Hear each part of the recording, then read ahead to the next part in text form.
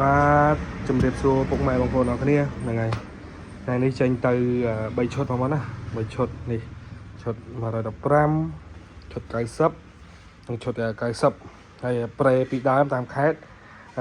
សាប់ពីទឹកស្វត់តាមក្របហ្នឹងហើយនេះបងប្អូនណាដល់នេះនៅម៉ៃកពុន B&B មួយទៀតតែខ្ញុំវាអស់ទៅទៀតខ្ញុំទៅទិញដល់ឲ្យគាត់អញ្ចឹងណានេះគាត់យកម៉ៃ B&B មួយឈុតនឹងមួយឈុត D100 សិនធំអញ្ចឹងបងប្អូនណាហ្នឹងហើយបងប្អូនជាងការ៉ាខេក៏បានចាក់ស្ដាប់ក៏បាននេះឈុត90ចេញដែរនេះគាត់យកទៅបាសទេហ្នឹងហើយនេះឈុត90ពេញដែរតែគាត់គាត់យកម៉ៃកំហ្វូនមួយឈុតទៀតអញ្ចឹងណាហ្នឹងហើយម៉ៃពួកវ៉ាឡេសម៉ែចេញទៅហើយអរគុណច្រើនបងគ្រប់ត្រដែលគ្រប់ត្រខាងខ្ញុំអញ្ចឹងណាបងតើការកំងអាចកំងបានហ្នឹងហើយD100យើងចូលទៀតហើយចូលទៀតហើយនេះមកកេះគោនេះបងប្អូនតើការអាចកំងបានណាបងហ្នឹងហើយមកខាងសាដល់បងនិយាយទៅតម្លៃ90វា